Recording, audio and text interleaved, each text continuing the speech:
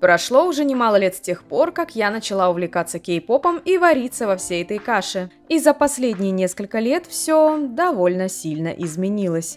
Кей-поп как будто бы уже не тот. Он больше не приносит таких эмоций, как раньше, и я вижу, как знакомые кей-поперы один за другим теряют к нему интерес.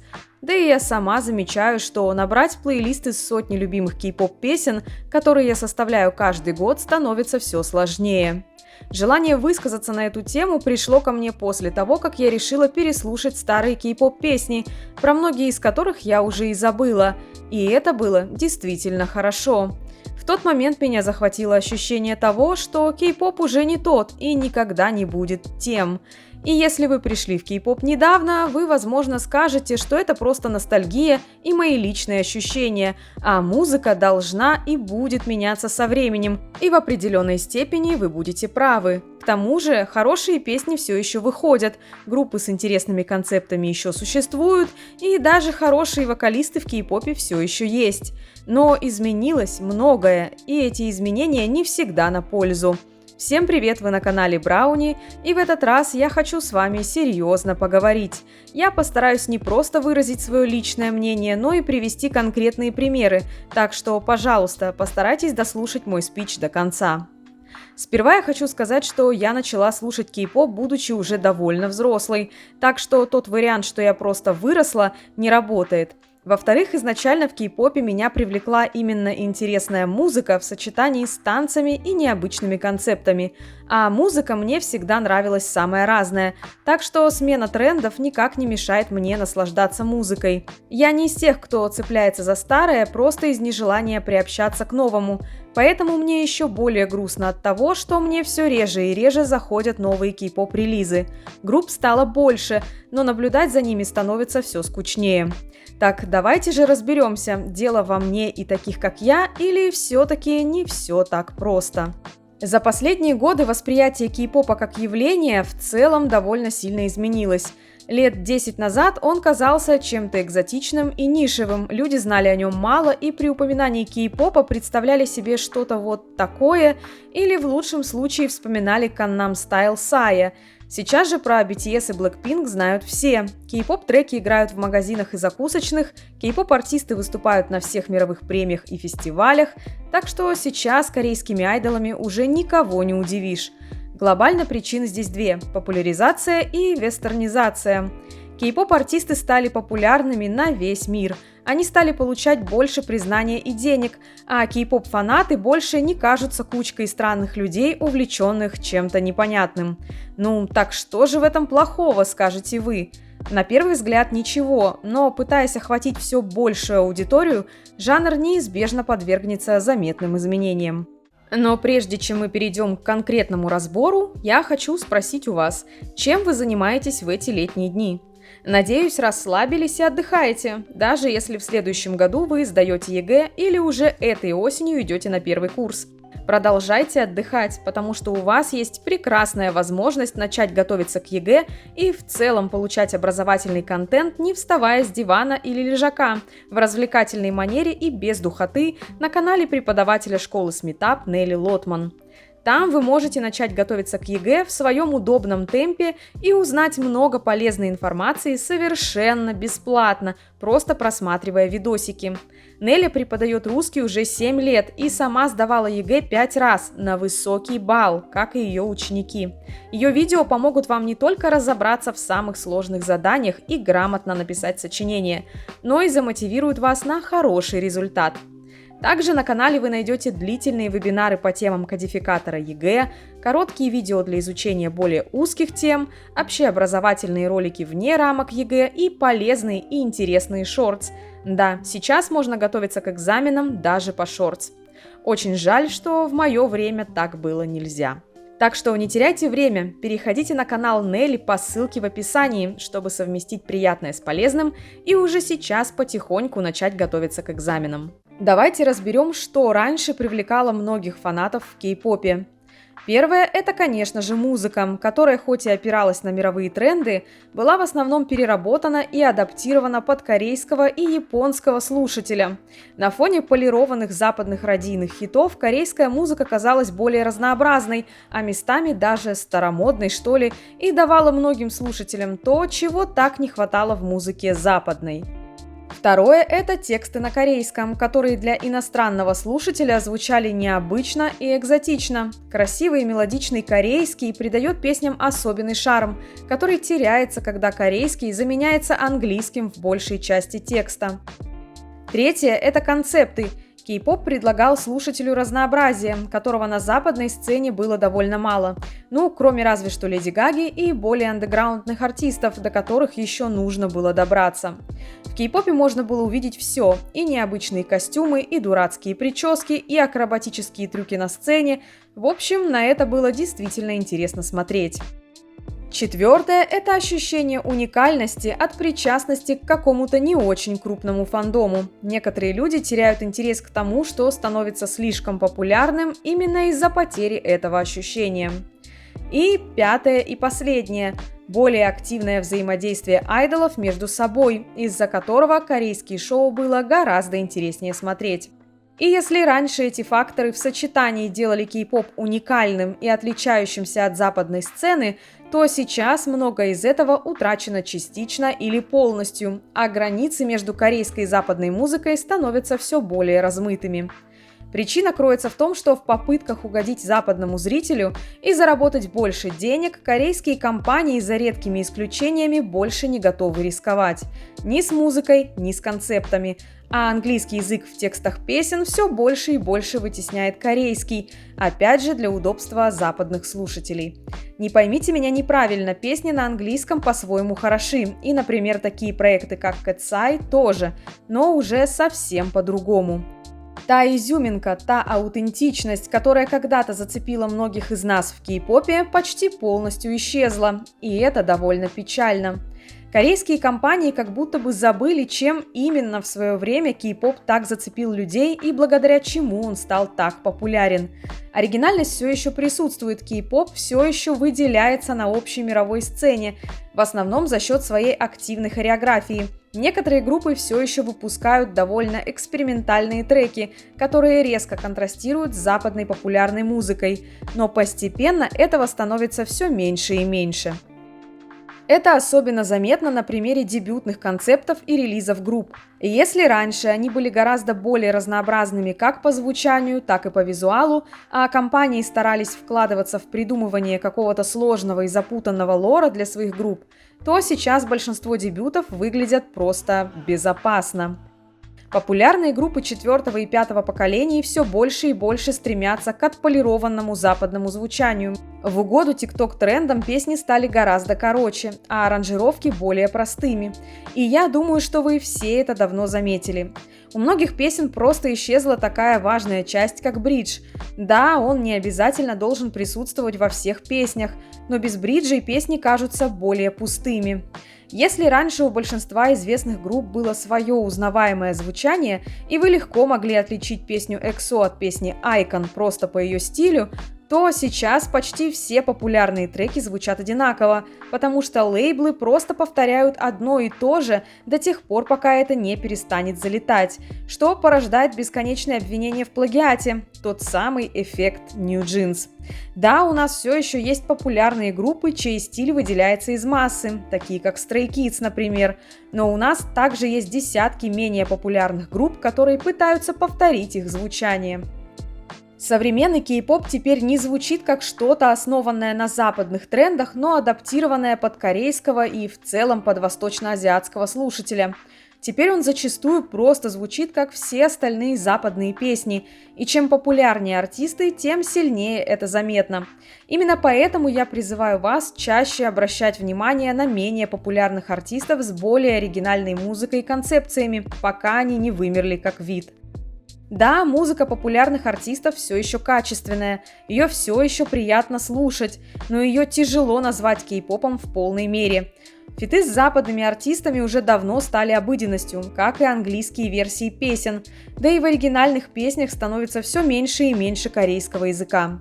И как же я скучаю по песням, которые были написаны полностью на корейском языке. В наше время тренды меняются очень быстро, и пока трудно предугадать, будет ли кей-поп столь же популярен через пару-тройку лет. Но есть вещи, которые остаются актуальными всегда. Например, хорошие книги. И в этот раз я хочу рассказать вам об одной очень интересной новинке. «Долой девчонку-повелительницу» – это захватывающий приключенческий роман знаменитого австралийского фантаста Гарта Никса, сочетающий в себе элементы научной фантастики и фэнтези, который заставляет задуматься о таких важных вещах, как дружба, ответственность и последствия наших действий, а также о таких актуальных вопросах, как влияние технологий на общество, этика научных экспериментов и контроль над сознанием людей. По сюжету сестра главного героя случайно находит на прогулке загадочный золотой шар, который оказывается объектом внеземного происхождения, способным контролировать сознание окружающих. И пока она считает, что сможет использовать способности шара во благо, главный герой Ким осознает то, насколько опасной может быть эта сила, и теперь ему предстоит защитить не только свою сестру, но и всю Землю от сил, которые она высвободила. Главные герои романа сталкиваются с моральными дилеммами, их отношения развиваются на протяжении всей истории. Кроме того, в книге присутствует уникальная атмосфера и элементы юмора, что делает ее приятной и легкой для чтения. Это лучший выбор книги для летних каникул. Приобрести книгу вы можете в магазинах «Читай город» или «Озон» по ссылочкам в описании. Обязательно ознакомьтесь с этим ни на что не похожим романом. Вернемся к теме видео. Многие концепции были попросту утрачены. У нас больше нет таких групп, как Orange Caramel или Crayon Pop.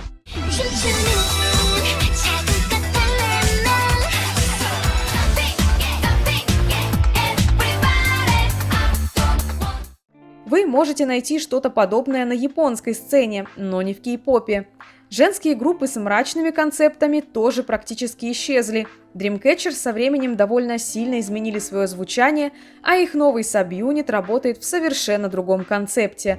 А группы поменьше, такие как Pixie или Pink Fantasy, и вовсе уже расформированы, а повторять их опыт больше никто не рискует. Вся надежда на Purple Kiss. Обратите на них внимание, если вы любите мистические концепции с хорошим вокалом.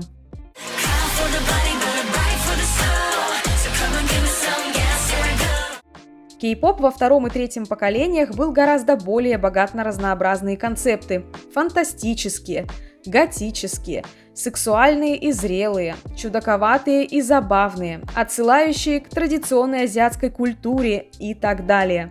Ну и мой самый любимый концепт и музыкальный микрожанр, который прозвали Christian Horse Girl Music.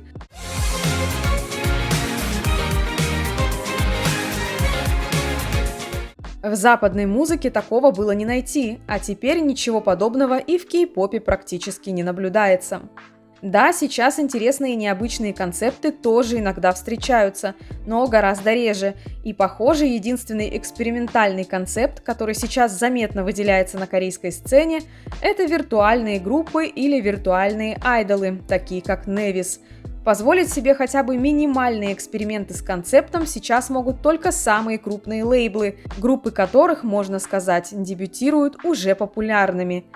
Никто не хочет рисковать с концептом или звучанием, никто не готов экспериментировать и создавать тренды. Компании просто идут по уже проторенной безопасной дорожке. Моя отдельная боль – это снижение роли вокала в кей-попе. Ему уделяется все меньше и меньше внимания. Фокус давно сместился в сторону сложной хореографии и визуальной составляющей, в то время как во втором и третьем поколениях между вокалом и танцами поддерживался хоть какой-то баланс. Как я и сама говорила ранее, айдол – это не только певец, и не все айдолы должны быть вокалистами и иметь внушительные партии в песнях. А современный кей-поп – он не совсем про вокал. Я понимаю и признаю это, но это не значит, что мне нравится такая тенденция. Большинство современных песен прекрасно звучат в записи, но далеко не все группы способны исполнять свою музыку вживую на достойном уровне, и, конечно, это не совсем их вина. Компании просто не хотят вкладываться в развитие вокальных данных своих артистов. Зачем, если выступления под пререкорд и так прекрасно продаются? Меня радует, что в кей-поп-индустрии все еще появляются действительно талантливые вокалисты, а когда их замечают, это радует меня вдвойне. Но раньше наличие хотя бы 2 сильных вокалистов в группе было нормой. Живые выступления были нормой. Я не против выступлений под фонограмму в определенных случаях. Иногда это просто необходимо, но это не должно превращаться в абсолютную норму, так же, как и неспособность артистов исполнить свою же собственную песню вживую.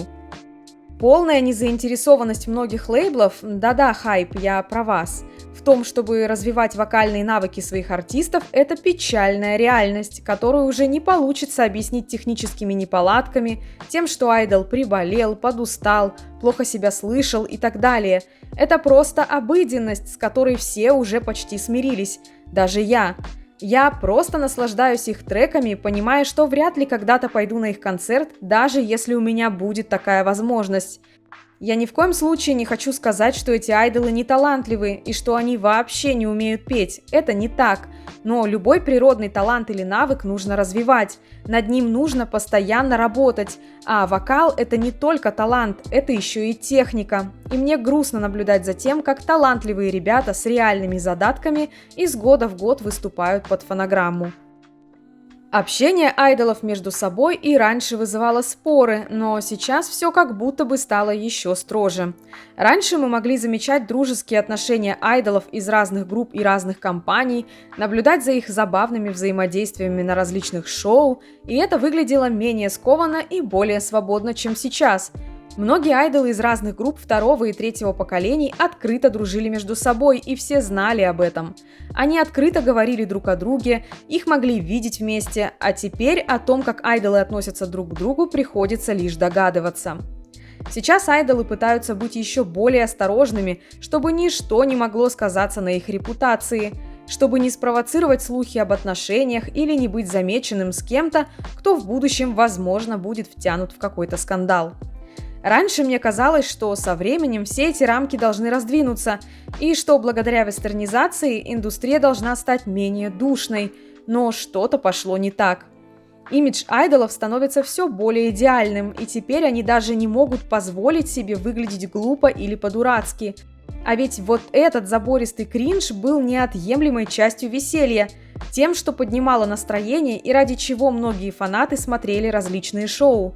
Даже такая простая вещь, как релей-дэнс, теперь полностью отрепетирована. Никаких импровизаций, никаких смешных моментов. Кей-поп как будто бы утратил искренность, которая раньше была в нем, даже несмотря на то, что эту индустрию всегда называли конвейерной. Из-за круглосуточного внимания и обсуждения во всех соцсетях, теперь работая не только на восточноазиатскую, но и на западную публику и пытаясь угодить всем сразу, айдолы не могут выражать свое мнение, общаться и даже шутить. Не то чтобы раньше могли, но все же все было не настолько плохо, как сейчас, когда новые скандалы появляются ежедневно из-за любой мелочи. А компании зачастую вместо того, чтобы защищать своих айдолов или хотя бы пытаться это делать, просто подыгрывают фанатам.